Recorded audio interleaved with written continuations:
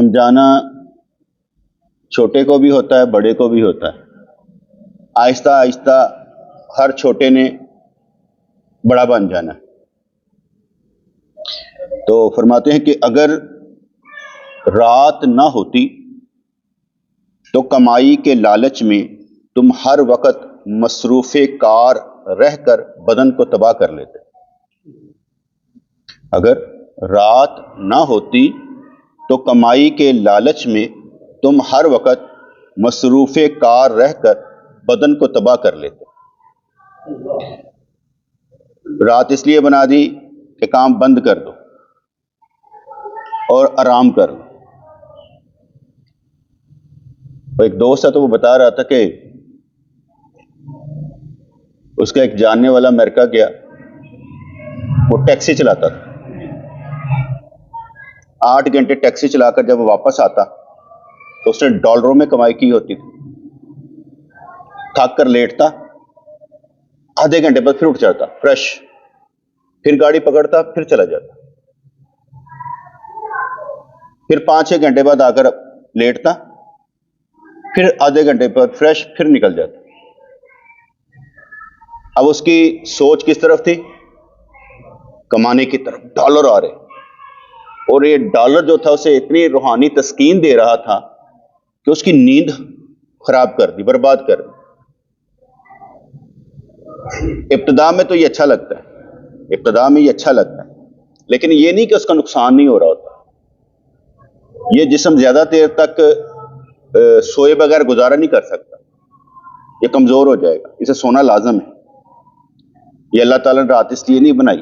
24 گھنٹے بعد جو نہیں سوتا، 24 گھنٹے بعد دیکھو اس کی حالت کیا ہوتی ہے، دماغ آف ہو جاتا ہے، سوچنے سمجھنے کی صلاحیت ختم ہو جاتی ہے۔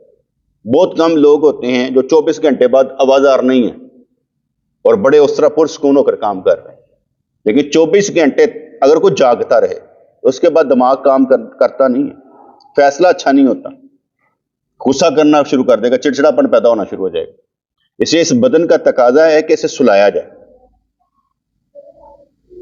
نہ سونا بھی ایک بیماری ہے۔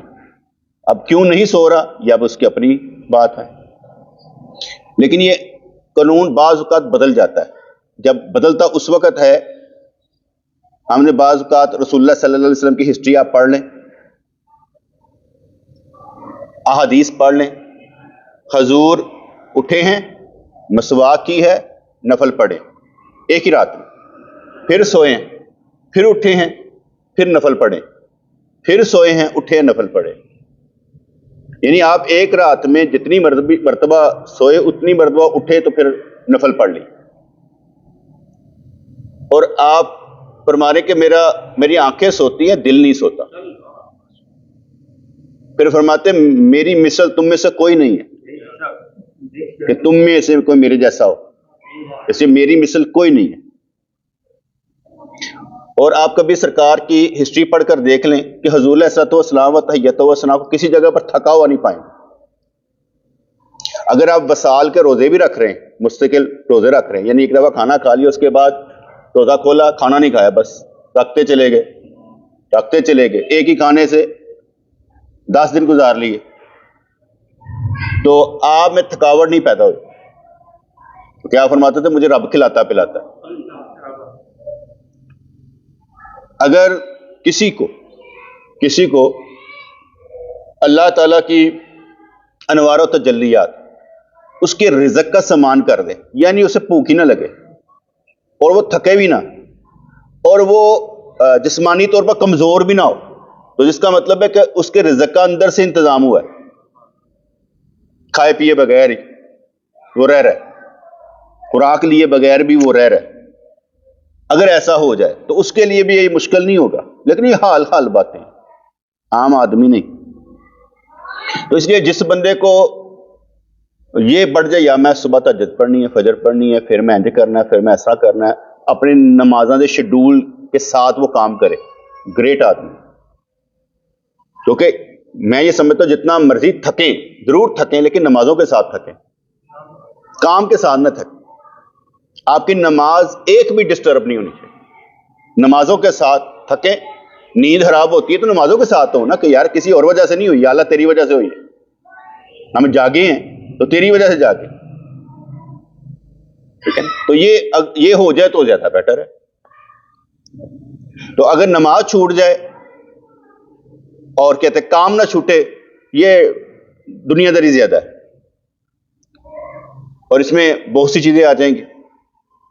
جیسے میں نے آگے واقعہ سنایا کہ حضرت جنید بغدادی رحمۃ اللہ علیہ تہجد نہ پڑھ سکے، تو آپ لیٹے تو اوپر سے دو پرندے باتیں کر رہے اور وہ سن رہے ہیں. کہتے تمہیں معلوم ہے یہ تہجد کو نہیں پڑھ پا رہا؟ کہتا نہیں. کہنا اس دن کھجوریں لینے گیا تھا، 2 کھجوریں نیچے گری، وہ دکاندار کی تھی، اس نے سمجھا میری ہیں، اپنے لفافے چ پا کے لایا ہے، اس لیے 2 کھجوروں کی وجہ سے اسے تہجد کی توفیق نہیں مل رہی. اب اس کا بھی ہمیں اندازہ ہونا چاہیے کہ کسی کی بات رائے گا نہیں جاتی کہ کیوں نہیں ہو رہا. ایک تو ہوتے ہیں کہ اپنا بھی دل کرے، ایک ہوتا ہے کہ دل کر نہیں رہا، اس کی بات نہیں کر رہا، ایک ہوتا ہے کر رہا ہے پڑھا نہیں جا رہا، اس کی حالت کچھ اور ہوتی ہے. تو فرماتے ہیں اگر رات نہ ہوتی تو کمائی کے لالچ میں تم ہر وقت مصروف کار رہ کر بدن کو تباہ کر لیتے. اثر کس پر پڑتا ہے؟ بدن پر. اس لیے تم اپنے بدن کو تباہ کر لیتے ہیں. اب حدیث پاک کے مطابق تو ہم سارے زیرو ہیں. حضور پسند نہیں فرماتے تھے کہ عشاء کے بعد جاگا جائے، یعنی حدیث پاک کے مطابق عشاء کے بعد جاگنا پسند ہی نہیں ہے حضور علیہ الصلوۃ والسلام.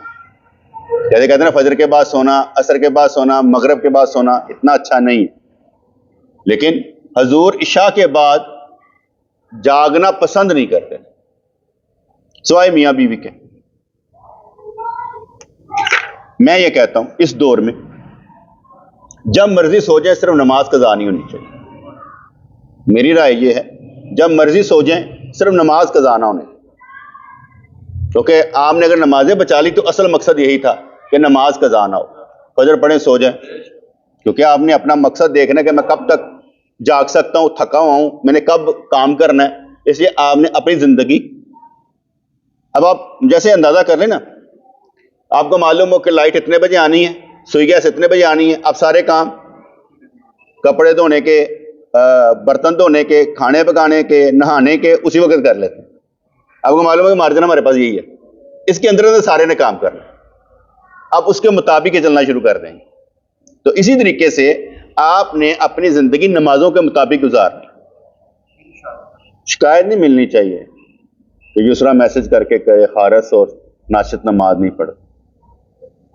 مزہ تو یہ ہے کہ وہ کہے کہ دونوں نماز پڑھ رہے تھے میرے سامنے، اب ان کے سامنے نماز پڑھنی اور اسے کہنا میسج بھیجو، ٹھیک ہے. یہ تو محبت کرتا ہے، میرے ساتھ ہی آ جاتا ہوتا ہے، میں نے جانا ہے آپ کے ساتھ ہی، چلیں مجھے لے چلیں. باپ نہ بھی ہو تو آ جاتا ہے. اگر رات نہ ہوتی تو کمائی کے لالچ میں تم ہر وقت مصروف کار رہ کر بدن کو تباہ کر لیتے. رات انسانوں کے لیے اللہ کی بڑی نعمت. پھر مان لیں کہ قبض کی حالت میں وہ تمام قوائے باطنی مجتمع ہو جاتے ہیں جو بسط کی حالت میں خرچ ہو رہے تھے. قبض اور بسط یہ کیا ہے نا ٹرمنالوجی ہے اس کی تصوف کی. قبض کی حالت میں یعنی آپ کی جان قبض کر لی ہے. جب بندہ سوتا ہے اس کی جان قبض ہو چکی ہوتی، اس لیے کہتے ہیں کہ روح سیلانی روح سلطانی، سیلانی روح سلطانی، 2 روحیں ہوتی ہیں. ایک وہ ہوتی ہے کہ بندہ سویا ہوا ہے آپ کے سامنے ہراٹے لے رہا ہے لیکن روح قبض ہے، سانس والی چل رہی ہے دوسری نکل گئی ہوئی ہے. اور جس وقت بندہ مرتا ہے سانس والی ختم، دوسری موجود ہے، دوسری کہیں نہیں گئی. اس لیے تو وہ کہتے ہیں نا قدمونی کہ روح کہتی ہے جلدی جلدی لے کے چلو. اسی سرکار فرماتے ہیں جب مردے کو نہلائے جاتے ہو اور زندہ سمجھنا، ایسے ہی نہلانا جیسے زندے کو نہلاتے ہو.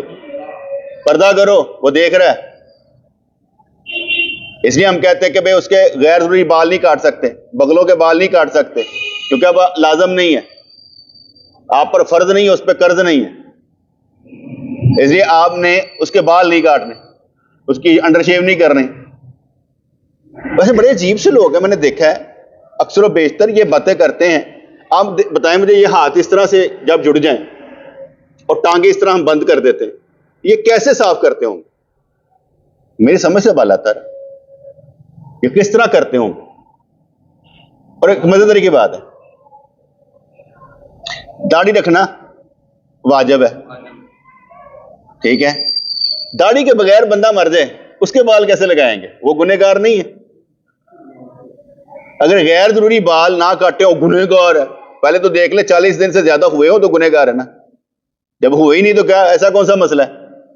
دوسری بات کہ بھئی داڑھی اس کی ہے نہیں یا رولا اس نے غیر ضروری بالوں کا ہم ہمیشہ گھاٹے کا سودا کرتے ہیں، نفلوں پر زیادہ زور، فرضوں کو کم، محفلیں زیادہ، نمازیں کم، درود بہت زیادہ، نماز روزہ کم، ہم نے ہمیشہ گھاٹے کا سودا کیا۔ حالانکہ سودا یہی ہے کہ ہم نے نمازیں پڑھنی ہے، میں نے آگے بتایا اپنی ساری زندگی کا دار و مدار بنا لیں نمازیں پوری کرنی پر، بھاویں تہاڈیاں اڈیاں سجن، بھاویں تہاڈے گوڈے سجن، جو مرضی ہو، یہ نماز اپنی جگہ تے پڑھتے رہو اور توفیق منگو کہ اللہ تعالیٰ توفیق دے دے پڑھن دی، نہیں ملتی، توفیق مانگے مل جائے کہ اللہ تو ہمیں توفیق دے دے کہ ہم نماز پڑھ۔ میں اس نتیجے پر پہنچ چکا ہوں کہ اللہ کی توفیق کے بغیر کچھ نہیں ہوتا، خود بخود کچھ نہیں ہوتا، اس کی توفیق ہوتی ہے تو کام بنتے ہیں۔ ہمیں دعا بھی کسی کی لگ جائے گی تو وہ بھی توفیق اللہ کی ہوگی۔ وہ کل کو دوست آ کر بیٹھا ہوا تھا نا تو وہ کہہ رہا تھا بدعت بدعت کل چیلم بدعت، میں کہ یار نام رکھنا بدعت نہیں ہے۔ میں کہ میں ایک مثال دیتا ہوں، میں روزہ رکھتا ہوں تو میں سارے نے کیا روزہ رکھو، ان سب نے 25-30 بندوں نے ہفتے کے روزے رکھے نفلی، ہم نے نام رکھ دیا ہفتہ روزہ، نام رکھ دیا۔ اب 25-30 بندوں نے اجتماعی طور پر روزہ رکھا، بدعت نہیں ہے؟ اب معلوم تو نہیں تھا رکھا ہے، سارے اپنے اپنی جگہوں پر تھے لیکن رکھا ہے۔ میں کہ او تو نظر نہیں آئے گا، لیکن اگر مل کر قرآن پڑھ لیں وہ تجھے نظر آ رہا ہے، مل کر نعت پڑھ لیں وہ تجھے نظر آ رہا ہے، کہتے ہیں یہ بدعت ہے تو یہ بدعت نہیں ہوگا۔ اگر ہم سارے مل کر عمرہ کرنے جا رہے ہیں، نفلی کام ہے تو بدعت نہیں ہے؟ میں کہ یار اصول سیکھو، نہ کسی عمل کا نام رکھنا بدعت ہے اور نہ وہ عمل بدعت ہے، کیونکہ جو چیز قرآن و سنت ثابت ہے بدعت کہہ ہی نہیں سکتے۔ قرآن انفرادی طور پر پڑھیں یا اجتماعی طور پر، بدعت نہیں ہے، نعت نہیں ہے، درود نہیں ہے، دعا نہیں ہے، کھانا نہیں ہے، یہ تو ولیمے کا کھانا کا تو کھانے ہیں، کوئی بدعت نہیں۔ ہاں یہ میں ضرور کہتا ہوں کہ اگر یہ کام نہ کیے جائے تو گناہ کوئی نہیں ہے، جو ان کو فرض سمجھتا ہے وہ بدعتی ہے، جو کل چیلم تیجا دسواں نہ کرنے پر لڑے لازم سمجھے وہ بدعتی ہے، کیونکہ وہ ان چیزوں پر نہیں تو وہ بھی ہیں، یہ کہنے والا بدعتی ہے، دو جرم کر رہا ہے، ایک تو اس عمل کو فرض قرار دے رہا ہے، دوسرا دوسرے کو وہ بھی قرار دے رہا ہے، ڈبل گنہگار۔ تو قبض کی حالت میں وہ تمام قوائے باطنی مجتمع ہو جاتے ہیں جو بسط کی حالت میں ہرچ ہو رہے تھے، یعنی قبض کی حالت جان قبض، اب سارا سکون آ رہا ہے۔ میں کئی دفعہ مطلب تھک جاتا ہوں نا، اس دن گئی گاڑی پر 5-6 گھنٹے بیٹھے رہے، تھک گئے، میں جا کے لیٹا ہوں نا، اب جب پورے ایسا سکون لیا نا، آدھے گھنٹے بعد فریش، وہ ازاج جو تھے نا وہ پرسکون ہو گئے۔ اس لیے جب انسان سوتا ہے تو وہ سارے دن کی خرچ جو کی ہوتی ہے نا، ادھر ادھر لگے ہوتے ہیں، وہ سارا ڈپازٹ واپس آ جاتا، جو ہم نے خرچ کی نا واپس آ جاتا، پھر ہم نئے سرے سے ایکٹیو ہوتے ہیں کہ یار کل پھر کریں۔ تو قبض کی حالت میں وہ تمام قوائے باطنی مجتمع ہو جاتے ہیں جو بسط کی حالت میں خرچ ہو رہے تھے۔ پیسہ آیا، پیسہ آنا بند ہو گیا، پیسہ آ رہا تھا، پیسہ آنا بند ہو گیا۔ جب آ رہا ہے یہ سمجھے بسط کی حالت، بند ہو گیا قبض کی حالت۔ واللہ یقبض و یبسط، اللہ ہی پھیلاتا ہے، اللہ ہی سکیڑ دیتا ہے، اللہ ہی قبض کر دیتا ہے، اللہ ہی فراخی پیدا کر دیتا ہے۔ اس لیے کسی وقت میں انسان کی روحانیت ترقی پر ہے، بسط کی حالت، بسط کی حالت، اور جب کسی وقت میں روحانیت کی حالت رکی ہوئی ہے تو یہ قبض کی حالت، جب یہ حالت ہوتی ہے نا تو بندہ بڑی تڑپتا ہے، قبض کی حالت میں نا بڑی تڑپتا ہے، یار میرے نہ کی ہو رہا ہے یار، بڑی پریشانی چاہیے یار، بڑی مصیبت چاہیے یار، بڑے رولے ڈالے گا۔ لیکن ایک بات یاد رکھیے گا، قبض کی حالت ہو یا بسط کی حالت ہو، دونوں صورتوں میں آپ نے غور و فکر کرنا ہے وہی چارٹ، نمازیں پوری جا رہی، عمل آپ کا کوئی رک تو نہیں رہا، درس دے رہے ہیں، سب کام ہو رہا ہے، نو پرابلم۔ اندر کی حالت تباہ کن بھی ہو، چپ کر کے بیٹھے رہے، یہ بدل جائے گی، اپنا کام جاری ہو ساری رکھے۔ نقطہ یہ یاد رکھیے گا، کوئی بھی حالت ہو آپ کا ریکارڈ پورا جا رہا ہے نا، پھر کوئی بات نہیں، مزہ آ رہا ہے نہیں آ رہا، دل لگ رہا ہے نہیں لگ رہا، کام کرتے جائیں، بس یہ ایک اپنا پوائنٹ ذہن میں رکھیے۔ میں نے آگے بتایا نا کہ اللہ تعالیٰ گنہگار کو توفیق نہیں دیتا، وہ اس لیے پہلے وضو کرواتا ہے، وضو سے اسے گناہ معاف کرواتا ہے، ٹھیک ہے، اشہد اللہ الہ الا اللہ، جنت کے 8 دروازے کھلواتا ہے، پھر کہتا ہوں میرے سامنے آ، پھر اس کو کھڑا کرتا ہے، پہلے گناہ معاف کر کے پھر کھڑا کر کے کہتا ہے ہاں جا تن بخشیا۔ اسی ہر نماز کے وقت ہمارے گناہ بخشے جا رہے ہوتے ہیں۔ تو اگر رات نہ ہوتی تو کمائی کے لالچ میں تم ہر وقت مصروف کار رہ کر بدن کو تباہ کر لیتے۔ رات انسانوں کے لیے اللہ کی بڑی نعمت ہے۔ ویسے تو کہنا چاہیے یا اللہ ہمارے میں ہر طرح کی نعمت عطا کرو، جیسے میں نہیں کہتا نعمتیں ہمارا گھر دیکھ لیں، خوشیاں ہمارا گھر دیکھ لیں، رحمتیں ہمارا گھر دیکھ لیں، یہ ہمیں مانگتے رہنا چاہیے، چاہے وہ چھوٹا ہو یا بڑا، مانگتے رہنا چاہیے۔ تو قبض کی حالت میں تمام قوائے باطنی مجتمع ہو جاتے ہیں جو بسط کی حالت میں خرچ ہو رہے تھے۔ قبض کی حالت میں سالک کو غمگین نہیں ہونا چاہیے۔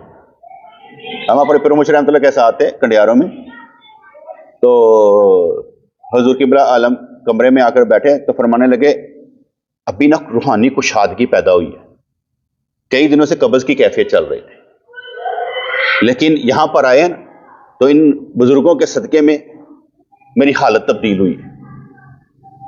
اب وہ بیان نہیں کیا جا سکتا کہ قبض کی حالت میں ہوا کیا ہے۔ دوسری کیفیت، شیخو پورے میں ایک جگہ پہ بیٹھے ہوئے تھے تو ایک بندہ ملنے کے لیے آیا۔ جب بندہ ملنے کے لیے آیا، صحیح وہ آپ سے ملنا چاہتا ہے، خیر اسے کہو خیر کیا، میرے پیر نے ایک چھوٹا سا وظیفہ دیا تھا وہ بھی نہیں پورا کرنے دیتے۔ یعنی لوگوں اتنا ملنے کے لیے آ جاتے ہیں کہ مجھے جو میرے پیر نے وظیفہ دیا وہ تو پورا کر لینے دو، اسے ٹھہرو اسے روکو میں وظیفہ پورا کر۔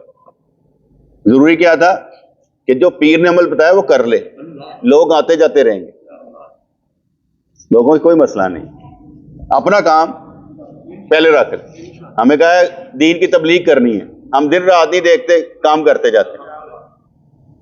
میں تو آگے کئی دفعہ مسکراتا رہتا ہوں کہ ہماری ایک پہنچ جاتی ہے 1000 بندہ، 2000، 3000، 4000، 5000، 6000، کبھی کبھی 10,000 بندہ دیکھتا ہے۔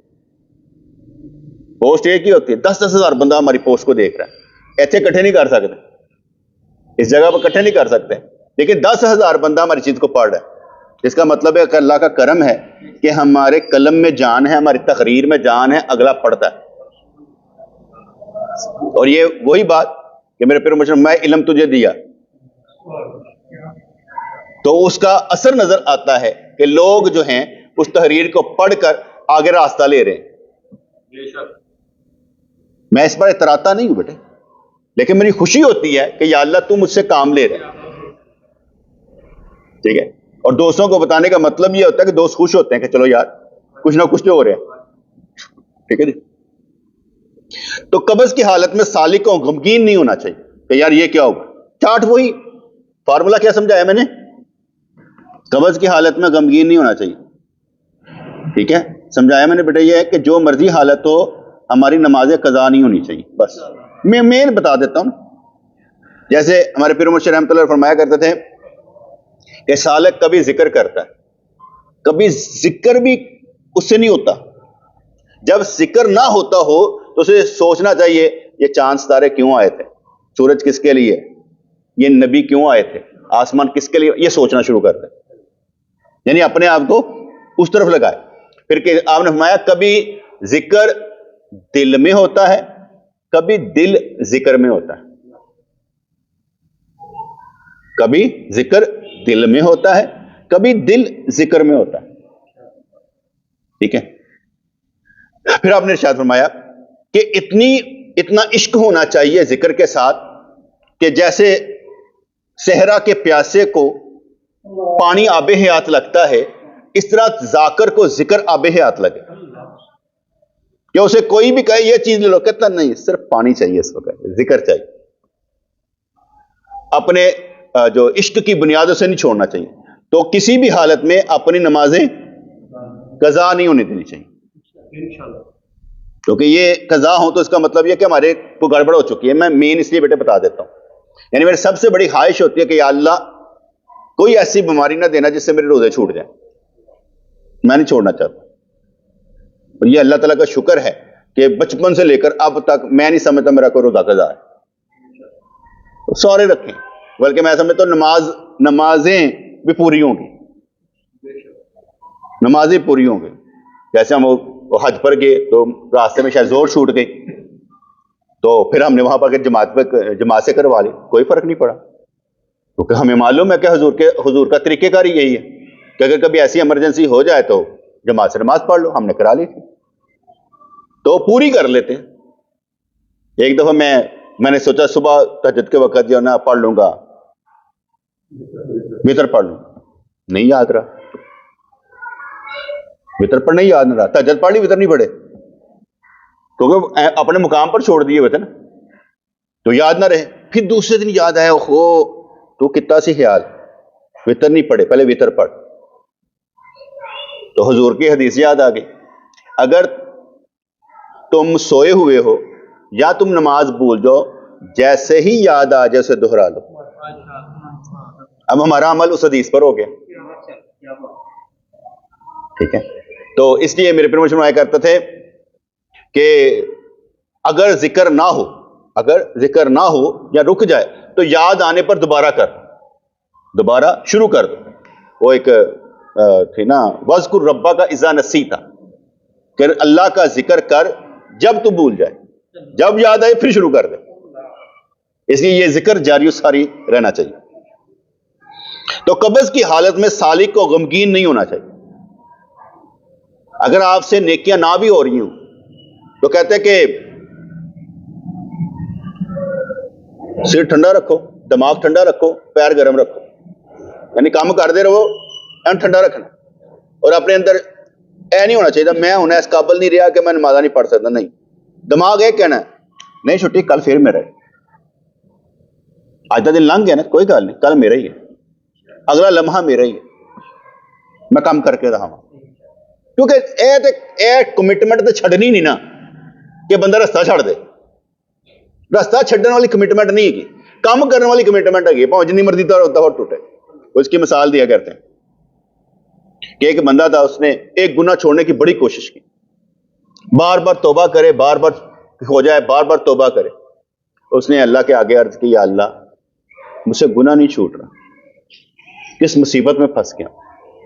آواز ہے تو ہم سے مانگ کیا رہا ہے، تو ہم سے مانگ کیا رہا ہے. کیونکہ اللہ تعالیٰ پاک صاف رہنے والوں اور توبہ کرنے والوں سے محبت کرتا ہے، اور تو ہم سے محبت مانگ رہا ہے. کوئی بات سمجھ میں آئی کہ نہیں ہے؟ یعنی توبہ کرنا بھی اللہ کی محبت ہے. تو اس لیے توبہ، بار بار توبہ، لیکن کمٹمنٹ رہنی چاہیے. ہاں اس کا ایک اوے تو بار بار ایسے غلط کام کرتا ہے، ٹھیک ہے، وہ تو غصہ نہیں کرنا، کہ میں ہاں کرتا ہوں، ہار جاتا ہوں، لیکن میں ایک دن کامیاب ضرور ہوں گا. وہ تو کو ناراض نہیں ہونا، کہنا کیوں کیا فرض کرو کو مالک ہے، وہ اپنے نیچے والے کہتا اوے تو کہتے سر میں کوشش کرتا ہوں، آج نہیں کل میں پورا کر لوں گا انشاءاللہ، چاہے 10 سال لگے. کیونکہ یہ تو پکا ہے نا کہ ایمان کی حالت سے دنیا سے جانا ہے. وہ ایسا نہیں کہ آج پورا ہو گیا تو کل کچھ نہیں، آخری دم تک ہی زور لگانا پڑے گا. ہار کوئی نہیں ہے، ہار کوئی نہیں ہے. وہ جیسے کہتے نا کہ لوگوں کی نظر سے گرنا، ماں باپ بہن بھائی جو بھی نہیں، لوگوں کی نظر سے گرنا، بار بار گرنا کوئی گل نہیں، لیکن اللہ کی نظر سے گرنا اور ایک بار بھی گرنا بہت بڑی بات. اس لیے کسی کی نظر سے گرے ہوں وہ تو غصہ نہیں منوں ہوگا.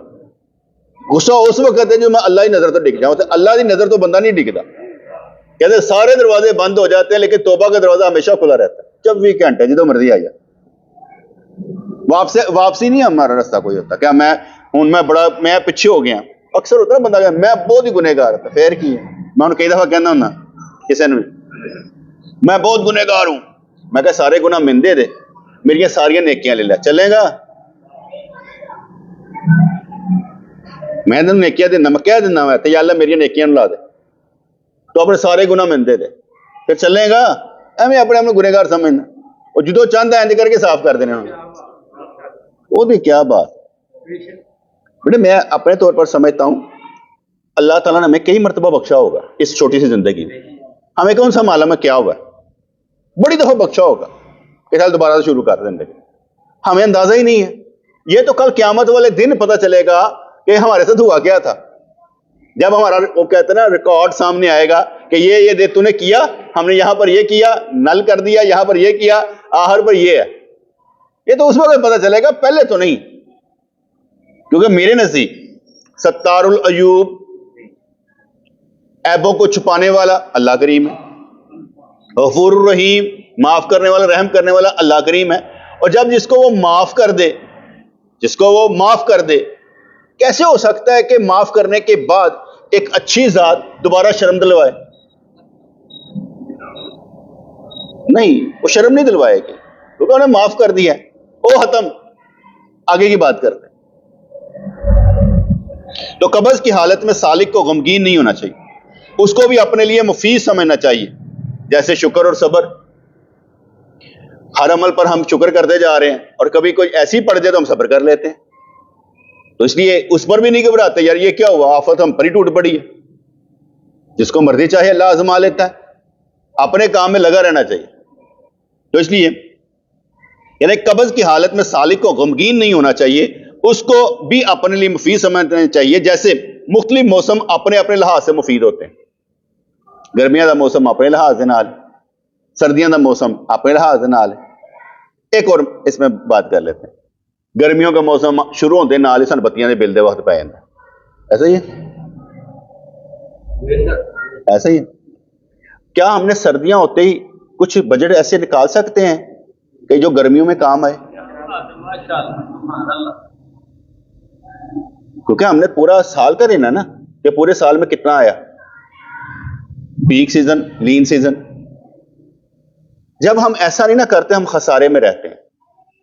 جیسے بادشاہ نے خواب دیکھ لیا, وہ موٹی گائیں جو ہیں وہ دبلی گاؤں کو کھا رہی ہیں, سورہ یوسف, ٹھیک ہے. انہوں نے کہا یہ ہے کہ 6 سال سے بڑی فراہی رہے گی. 6 سال ہی 10 سال وہ یار دیکھ لو کوئی رہن دیو, چلو کچھ سال سارے عالم مانا تو علماء دا ہمیشہ لڑائی ہوئی ہے. اچھا تو کچھ سال جو فراہی رہے گی بڑا ہی رزق آئے گا, تو کچھ سال جڑا نا بڑی گھاٹا پانا رزق ہونا ہی نہیں. انہوں نے کہا ہن کی کرنا ہے, کہتے سنبھال لو. یہ میں نے ویسے بڑے آپ کو ایک نکتہ دیا ہے کہ ہم جب جون جولائی اگست کے بلوں کو روتے ہیں تو باقی بل جو کم آ رہے اس میں تھوڑا کر لیا کرے نا علیحدہ کہ یار یہ ضرورت پڑنی ہے مجھے, اگلے سال کے لیے میں رکھ لیتا ہوں. وہ نکال لیا کریں, کچھ سیونگ کرنا سیکھیں. میں نے آگے بتایا تھا کہ غزوہ خیبر کے بعد حضور علیہ الصلوۃ والسلام اپنی بیویوں کو 1 سال کا راشن دیتے تھے کہ 1 سال کا راشن, تو 9 بیویاں 9 سال کا راشن. اب وہ کہاں پر خرچ ہوتا تھا, کیسے ہوتا تھا, اللہ ہی جانے. اور راشن کا مطلب یہ تھا کہ ان کو جو زرعی زمین میں سے حصہ آتا تھا, گندم جو بھی تھی, وہ ساریاں ایلو بھاجی تاڑا جو ان میں سے مل جاتا. اچھا جی, جیسے مختلف موسم اپنے اپنے لحاظ سے مفید ہوتے ہیں, بسط کی حالت میں خوش رہنا بھی بچوں والی حرکت ہے. آج میں 5 وقت نماز پڑھی ہے, آج ابو جی میں اے کام کیتا جے, کہتے ابھی بچیاں والی حرکتاں نے. اس کے زیادہ خواہش مند نہ بنو. بچہ ہمیشہ عارضی خوشیوں سے خوش ہوتا ہے, عارضی خوشیوں سے خوش رہتا ہے. عقل مند کے پیش نظر آخرت رہتی, عقل مند کے پیش نظر آخرت رہتی. دنیاوی لذتوں کو کسائی کے بکرے کو کھلائی گھاس سمجھو. دنیاوی لذتوں کو کسائی کے بکرے کو کھلائی گھاس سمجھو. بکرے کو گھاس کیوں کھلائی جاتی ہے؟ موٹا دادا کر کے چھری پھیرنی. تو انہوں نے کہا دنیاوی لذتوں کو کسائی کے بکرے کو کھلائی گھاس سمجھو. اس میں بھی ایک نقطہ عرض کر دیتا ہوں. جو مرضی کھاؤ کوئی مسئلہ نہیں, لیکن جدو کھا نہ سکو ادو بھی کوئی مسئلہ نہیں. وہ کہندا یار ہن وہ دن کدوں اسی باکسنگ اپن کھاندے ساں یار, جا کے کافی پی لیندے ساں, ہن وہ دن نہیں ہے. کوئی گل نہیں. ہن کہ آپ پی سی ہوٹل جا کے بھول رہے کنٹین تے جا کے چاہ پینے ہیں, مزہ لینے, چھڈ پر پچھلیاں گلاں یاد کرنا کوئی فائدہ نہیں, اگے چل رہے ہیں. یعنی اگر ہم وہ ہیں تو یہ بھی سمجھنا رکھنا چاہیے کہ یار کبھی وہ ہے کبھی یہ ہے, کیا فرق پڑتا ہے. اپنے لیے لازم نہ سمجھ لیں کہ ہم نے اب یہ مارجن رکھ لیا, ہم نے یہ سمجھ لیا ہم نے یہیں پر رہنا ہے. نہیں, کبھی نیچے پھر آنا پڑ جائے. تو اس لیے جب نیچے آئیں گے تو پھر وہ آپ کو اگر فیل ہو کہ یار میں تھلے آ گئے, فیل ہونے کی ضرورت نہیں. رب سونے تیری مرضی, رب سونے تیری مرضی, جدھر مرضی کر چھڑ دیں. لیکن اس میں بھی ایک نقطہ عرض کر دیتا ہوں کہ اگر کوئی نیچے آ جائے, اگر کوئی نیچے آ جائے اور آپ اوپر چلے جائیں تو تسی بیلنس رکھ لینا. ٹھیک ہے نا. اگر کوئی اوپر سے نیچے آ جائے اور آپ ذرا اوپر ہیں تو تسی بیلنس ہن کر لو نا, بیلنس رکھنا بھی سیکھو نا. پر اس بات دے کہ تسی ان کو کہ نہیں بس ٹھیک تھی ہے ساڈا کام نہیں, تم بھی تھوڑا سا امپروو کرو نا, اپنے آپ کو بہتر بناؤ, جیسے اندازہ ہو کہ بھئی ہم نے بھی کچھ کرنا ہے نا. بنسبت اس کے کہ بندہ یہی کہے. ایک فرض کرو کوئی دوست کھلاتا پلاتا بھی ہو نا, اسے یہ نہیں کہتے رہنا چاہیے کہ ٹھیک ہے میری ڈیوٹی لگی ہے. آپ اپنا حصہ ڈالنے کی ضرور کوشش کریں, آپ اپنا حصہ ڈالنے کی ضرور کوشش کریں. مجھے یاد پڑتا پنڈی سے آ رہے تھے تو ہم 4-5 دوست تھے, تو میکڈونلڈ ہوتا ہے وہ جو راستے میں آتا ہے, وہاں پر رکے نا تو وہ دوست کو چیز لینے کا, میں کہ یار 2000 تو میرے کو پھاڑنا, یہ میری طرف سے ڈالو. پیسے میرے دل کیا بھائی, اس نے سائیں ویسے میرے کو پیسے نہیں ہے کیسے اس ٹائم, تو میرے ویسے تھا. میں کہ یار پچھوں بھی کھواندہ آ رہے تو ہونے کا مطلب ہے نہیں کھوانا. میں کہ اے پیسے میرے کو پھاڑ لیں. بنسبت دے کہ اسی ہمیشہ یہی سوچے آنے دو, واہ ٹھڈا جی تو ساڈا پتر تو ساڈی تھی. نہیں یار انج نہ کرو, تہاڈی مہربانی وڈ لینے ہیں. حضور علیہ الصلوۃ والسلام وتحیۃ والسلام بھی کہیں پر بھی کام کر رہے ہوتے تھے ونڈ لیندے سن. لکڑیاں میں لینا, کھانا میں پکا دینا, فلانا یہ کام کر لے, سارے ونڈ لیندے ہیں یار, کہڑی گل ہے, ایکو تو بھار نہ پاؤ. ٹھیک ہے. ہاں مجھے پھر بھول جائے گا. جس وقت کیا کہتے ہیں نا مراقبہ وغیرہ کرانا ہوتا ہے نا, تو آپ ایسے سامنے نہ بیٹھا کریں, اس طرح بیٹھا کریں. خاص طور پہ جو دوست مراقبہ کرا سکتے ہیں, زیب ہو گیا, تم ہو گیا, وید بھی کرا لیتا ہے, کامران بھی کرا سکتا ہے, تصویر پکڑ کر, وہ اس طرح پاس ہو کر بیٹھے. پھر یہ جتنا مرضی یہ بیٹھے رہے, لیکن یہ جو چکر ہے نا یہ مکمل ہونا چاہیے یہاں تک کا. یہ مجھے بھول جاتا ہے اکثر وقت پر, میں کہتا ہوں میں یاد کراؤں گا. تو کتنے دنوں بعد مجھے یاد ہے, مہینوں کے بعد پھر مجھے یاد ہے کہ میں نے آپ کو بھی یہ سمجھانا ہے. کیا حال ہے بھی نہیں سمجھے یار. جب ہم مراقبہ کرنا گول دائرہ بنانا ہے, وہ سر پر کپڑا لینا, گول دائرہ بنانا, یہ وہ ہمارے طریقے میں سے, تو اپنے طریقے کو ہمیں پورا رکھنا چاہیے. تو ہمارے کہ دنیاوی لذتوں کو کسائی کے بکرے کو کھلائی گھاس سمجھو, اصل خوراک تو دین کا لقمہ ہے جو کہ اہل یقین کا طریقہ ہے. یہ میں آپ کو غذا دیتا ہوں نا, یہ باتیں غذا کا کام کر. تو اس لیے جو انہوں نے کہا کہ اصل خوراک تو دین کا لقمہ ہے. بڑی مزیدار بات ہے, وہ ناصر نے میں نے فون کیا, صحیح ہے میرا دوست جا رہے ہیں عمرہ کرنے واسطے, اے 5 نے نا, ہاں جی اے 5 نے نا. اچھا نے سارے سنائے تو بالکل ٹھیک سن. میں کہ دیکھو وہ پڑھیا لکھا نہیں, لیکن انہیں سن کے نا رٹا لا لیتا.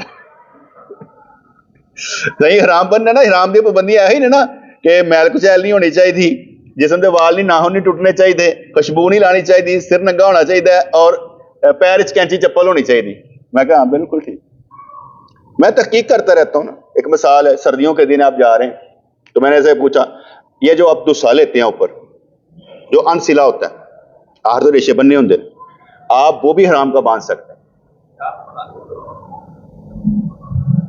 گرم چادر جو ہوتی ہے نا اس کو بھی حرام کے طور پر باندھ سکتے ہیں, کچھ نہیں ہوتا. اگر آپ سمجھ رہے ہوں کہ بھئی میں اب جب یہاں سے نکلیں گے تو میں خود ٹھنڈ لگ دی, تو آپ دو باندھ لیں, اوپر وہ باندھ لیں نیچے وہ باندھ لیں, کوئی فرق نہیں پڑتا. ٹھیک ہے. اس کے علاوہ بھی اگر پاؤں پر چلا بھی جائے تو اتنا فرق نہیں پڑے گا, 12 گھنٹے کا گیپ ہوتا ہے, 12 گھنٹوں کا گیپ ہوتا ہے. 12 گھنٹے رہے تو پھر جا کے کہیں صدقہ دینا پڑتا ہے. کل سمجھ آ رہی؟ اتنا بڑا کام نہیں کہ آپ پیرتے آ گیا سر تے آ گیا, نہیں جلدی, اتنی جلدی کا کوئی پرابلم نہیں. 12 گھنٹے پڑا رہے تو پھر ہوتا ہے کہ بھائی تو صدقہ فطر دے, اتنے پیسے دے دے. اتنا لمبا چوڑا کوئی نہیں ہے. اس لیے سمجھ آ گئی نا کہ وہ جو ہم ٹسا لیتے ہیں نا وہ آپ باندھ بھی سکتے ہیں, کیونکہ احرام لازم نہیں سفید ہو, جس مرضی کلر کا باندھ سکتے ہیں. ٹھیک ہے. اگر تمہیں کوئی دیکھے تو کی کر رہا ہے, کہتا میں تو مذاق کرنے لگا, کہ انہوں عقل ہی نہیں بچارا, کی سمجھے گا, انہوں عقل ہی نہیں ہونی. آپ کو میں سمجھا رہا ہوں تو آپ سمجھ لیں گے کہ اگر میں نے پہنا ہوا ہے تو کیوں پہنا ہوا ہے, آپ کو سمجھ آ جائے گی. جن کو معلوم ہی نہیں ہے تو اعتراض کریں گے ابھی کدی ہوں. انہوں نے کہا یار میں پاگل ہے, میں تو مذاق کرنے جانا ہے, تو چلو اپنا کام کرو. آپ جو مرضی کسی کو جواب دے سکتے ہیں, کیونکہ کسی کے عقل میں نہیں آتا یہ چیز. جیسے ہم یہ کیا کہتے ہیں انگلی سے بابا اٹھاتے ہیں. انگلی سے بابا یعنی جب ہم نماز پڑھتے ہیں اشہد ان لا الہ الا اللہ واشہد ان محمد عبدہ, یہ انگلی سے بابا اٹھاتے ہیں, یعنی اشہد ان لا الہ الا اللہ پہ اشہد ان لا الہ الا اللہ پہ اٹھاتے ہیں اور پھر نیچے کر لیتے ہیں. اور صرف لا الہ الا اللہ والی پر کرنا ہے. اس کے بعد اب وہ یہ ہم ایسے کریں گے, یوں کرتے ہیں, اس کو ایسے بناتے ہیں, یوں کر لیتے ہیں. بعض اوقات میں پڑھا یہ اس طرح ہے کہ ایسے اس کے انگل لگانی ہے اور یہ انگل اٹھانی ہے. اس کی کئی قسمیں ہیں, اس کی کئی قسمیں ہیں کہ اس طرح سے اس طرح مختلف روایتیں. اس لیے جو مجدد الافسانی رحمۃ اللہ علیہ تھے وہ اٹھاتے ہی نہیں تھے, کہتے اتنا اضطراب ہے ان انگلی اٹھانے میں, وہ اٹھاتے ہی نہیں تھے. مرزا مدرے جانا رحمۃ اللہ علیہ فرماتے کہ لیکن حدیث تو ہے نا. وہ کیا کرتے تھے, فرض واجب سنت میں نہیں اٹھاتے تھے, نفلوں میں اٹھا لیتے تھے, یعنی نفل نماز میں اٹھا لیتے تھے. میں نے اپنے پیر مرشد کو دیکھا, وہ نہیں اٹھاتے تھے, انگل نہیں اٹھاتے تھے. میں باقیوں میں نہیں اٹھاتا, نفل میں اٹھا لیتا ہوں, نفل میں اٹھا لیتا ہوں. ٹھیک ہے نا. صرف سمجھایا یہ کہ کوئی بھی کام ہے اس میں اضطراب ہے تو ہم نے کرنا کیسے. جن لوگوں کو جن چیزوں کو معلوم نہیں نا, ہم نے وہ زور توڑنے کے لیے کچھ چیزیں کرنی پڑتی تاکہ لوگوں کو علم ہو کہ ایسا بھی ہو سکتا ہے. تو عقل مند کے پیش نظر آخرت رہتی ہے. اصل خوراک تو دین کا لقمہ ہے جو کہ اہل یقین کا طریقہ ہے. اللہ تعالیٰ نے فرمایا تم اس کا رزق کھاؤ. اس رزق سے مراد حکمت ہے نہ کہ دنیاوی غذائیں. ٹھیک ہے. کھانا بیٹے غلط نہیں ہے, جتنا مرضی کھائیں, کھانا غلط نہیں ہے, لیکن کوشش کریں کہ وہ غفلت نہ پیدا کرے آپ کے اندر, آپ کو نیند نہ لا کر دے. ٹھیک ہے. آپ کا پیٹ خراب نہ کرے, آپ کے لیے نقصان کا باعث نہ ہو. وگرنہ جو سی اچھی چیزیں آپ کھائیں کچھ نہیں ہوتا. اچھی سی اچھی غذائیں کھائیں, کوئی گناہ نہیں, لیکن پیش نظر کیا ہے, آپ کا پیٹ خراب نہ ہو, پیش نظر یا غفلت نہ آئے.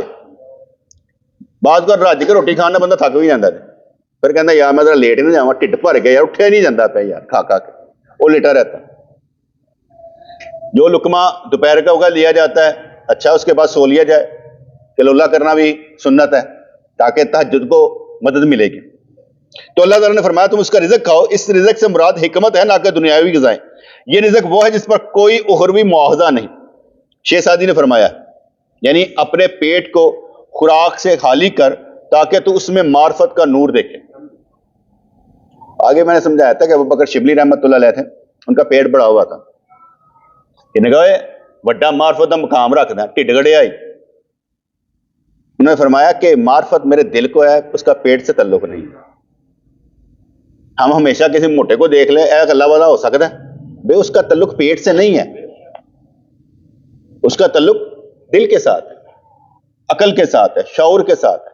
ہم نے ہر چیز کو وہ پیٹ کے ساتھ ہی باندھا ہوگا. میں نے اس لیے نا وہ نیوٹرل رکھا ہوا ہے, کبھی یہ رنگین کپڑے پا لیے, کبھی دوسرے پہن لیے, تاکہ سب کے لیے آسانی رہے.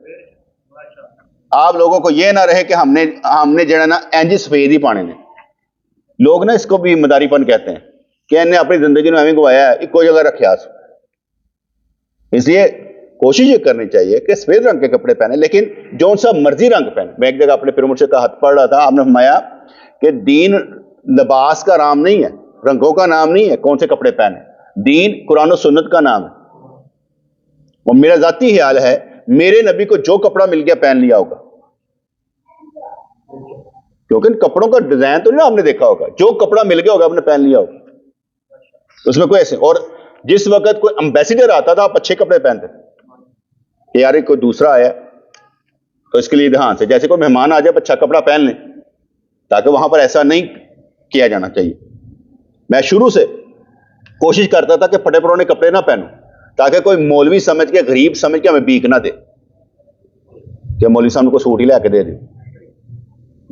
اس لیے وہ کپڑے نہیں پرانے پہنتا تھا، ٹھیک ہے نا. ہون پاؤ بھی نہ تو کسی نے کچھ نہیں کہنا، کیونکہ سارے کو پتہ لگ گیا امیر آدمی سیٹھ آدمی، کوئی گل نہیں. تو باتیں سمجھ میں آ گئی جنیا میں کتنی ہیں کہ بھئی یہ جو باتیں ہمیں سکھائی جاتی ہیں اس میں یہ چیز کو سامنے رکھا جاتا ہے کہ ہم آخرت کی طرف بڑھیں، دنیاوی لذتوں کو ضرور چکھیں لیکن مزہ لینے کے لیے. جیسے میں، اکرم بھائی اور عابد چھوٹا، ہم گئے داتا دربار، بڑی پرانی بات، میں اکثر جاتا نہیں، بڑی پرانی بات. وہاں پر گئے تو عرس تھا، میں نے دور سے سلام کیا، واپس آ گیا. وہاں سے کوئی لنگر شنگر تو ہم کھاتے نہیں ہیں. واپس آیا تو یہ 3 سڑکوں پر نا، وہاں پر وہ جوس کی دکان تھی، وہاں پر شریفہ پڑا ہوا، چیکو پڑا ہوا. اس طرح کہ میں کہا کہیں چیکو کھادا ہی نہیں، میں کہہ لیا ایسے چیکو کھادا، شریفہ کھادا، کوئی جوس پیتا. میں کہا فقیران نا ہر رنگ چ کھانا چاہیے، غریب نہیں ہونا چاہیے. اگلا کہ کھادا ہے کہنا جے پہ یا کھا کھا کے، یہ نہیں ہونا چاہیے یار، کہیں چکھے ہی نہیں یار کہ ہو جائے چیکو یار، کھاؤ یار کی جائے، کھاؤ کچھ نہیں ہوتا، جو چیز ملے اچھی کھا لیا کرو، اس سے کوئی مذائقہ نہیں. تاکہ آپ نے کھایا ہوگا نا تو کوئی دوسرا کھا رہا ہوگا، کوئی دل میں نہیں کوئی اثر ہوگا، ایسے آپ کھا لیں. یہ چیزیں تو ہم کھا لیتے ہیں، کوئی فرق نہیں پڑتا. تو میں نے اس کو اس لیے کھلایا کہ اس کے ذہن میں بھی ہو کہ ہم نے یہ چیزیں کھائی ہوئی ہیں. فقیر کو ہر چیز کھانی چاہیے، اسے دنیا دار سے زیادہ سمجھدار ہونا چاہیے. اپنی زندگی ہم نے جب بنانی ہے تو اچھی بنانی ہے، یہ نہیں کہ نہیں کہ اچھی نہیں بنانی، ہم نے اپنی زندگی کو اچھا بنانا.